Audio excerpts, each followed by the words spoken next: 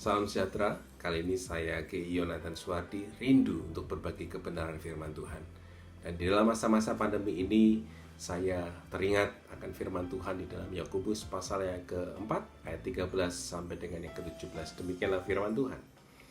Jadi sekarang, hai kamu yang berkata, hari ini atau besok kami berangkat ke kota Anu, dan di sana kami akan tinggal setahun dan berdagang serta mendapat untung. Sedang kamu tidak tahu apa yang akan terjadi besok. Apakah arti hidupmu? Hidupmu sama seperti uap yang sebentar saja kelihatan, lalu lenyap.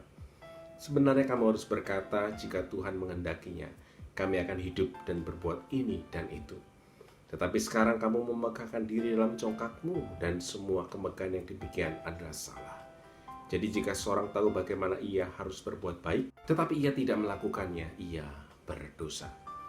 Saudaraku yang dikasihi Tuhan, lihatlah bagaimana dunia saat ini. Tidak ada yang pernah memprediksi bahwa tahun 2020 akan menjadi tahun yang dilewati dengan krisis pandemi. Semua orang merencanakan hal yang baik di tahun 2020 ini. Namun, yang terjadi tidaklah seperti apa yang direncanakan. Hal ini menjelaskan kepada kita bahwa dunia penuh dengan ketidakpastian. Virus, sesuatu yang tidak terlihat, namun mampu membuat manusia yang terlihat sehat dapat berubah menjadi lemah, tak berdaya. Bahkan ancaman kematian menjadi momok yang menakutkan dari virus ini. Meskipun kita tahu akan ada atau tidak adanya virus, manusia akan meninggalkan dunia ini. Ini menjelaskan kepada kita bahwa hidup manusia di dalam dunia ini adalah terbatas. Saudaraku yang dikasihi Tuhan, benarlah apa yang dikatakan oleh Yakobus. Yakobus berkata, kita tidak tahu apa yang akan terjadi besok di dalam ayat 14 bagian A. Dan hidup manusia itu terbatas, sama seperti uap yang sebentar kelihatan lalu lenyap di dalam ayat 14 bagian yang ke B. Pada saat ini kita diingatkan bahwa sudah seharusnya kita sebagai manusia itu terus hidup melibatkan dan bergantung kepada Tuhan. Manusia diciptakan Allah, artinya manusia tidak dapat hidup tanpa Allah. Hidup manusia bergantung kepada Allah. Adakah hari-hari ini kita hidup mengandalkan kekuatan kita? Kita tidak lagi hidup sungguh-sungguh melibatkan dan mengandalkan Tuhan. Pandemi ini menegur kita bahwa manusia tidak berkuasa menghadapi virus yang tidak terlihat.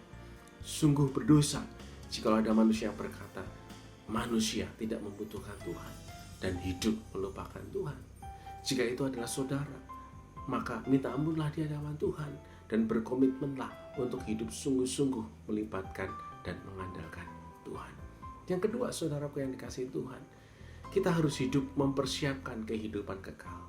Pandemi ini menegur kita bahwa manusia itu terbatas dan pada akhirnya manusia akan menghadapi batas kehidupan di dalam dunia ini. Manusia akan meninggalkan dunia ini. Oleh karena itu jangan terlena dan hanya berambisi kepada kehidupan yang fana, yaitu harta, tahta, dan cinta. Bukan berarti kita tidak perlu memiliki segala yang baik, namun ingat bahwa segala hal yang fana akan habis dan lenyap. Kita perlu mempersiapkan hal yang lebih utama, yaitu hidup kekekalan. Sebab inilah bagian yang akan kita jalani selama-lamanya, selesai daripada kehidupan kita di dalam dunia ini. Sudahkah Anda meyakini iman yang sungguh-sungguh di dalam Tuhan? Hanya di dalam Kristus ada keselamatan. Sudahkah kita memiliki keteguhan iman di dalam Kristus? Di tengah kehidupan saat ini, tetaplah hidup memprioritaskan Tuhan. Hidup sungguh-sungguh di dalam Tuhan, mengejar hidup kekal. Saudaraku yang dikasihi oleh Tuhan, di tengah pandemi ini, kiranya kita tidak hanya bertanya kepada Tuhan, Tuhan, mengapa hal ini terjadi? Namun kiranya kita juga dapat bertanya kepada Tuhan, Tuhan, apakah yang menjadi maksud Tuhan dari semuanya ini? Saudaraku yang dikasihi Tuhan, Allah beserta kita. Allah tidak pernah melupakan kita, apalagi meninggalkan kita. Terus andalkan Tuhan, terus bergantung kepada Tuhan, minta kemurahan daripadanya. Kiranya pandemi ini segera berakhir. Dan ketika kita memasuki new normal dalam kehidupan yang baru nanti, teruslah hidup untuk mengejar kekekalan. Teruslah hidup di dalam kebenaran. Karena itulah yang dikehendaki Allah. Itulah yang menjadi tujuan hidup daripada umat Allah. Tetap semangat, jaga kesehatan, jaga jarak, patuhi anjuran pemerintah, dan Tuhan Yesus memberkati.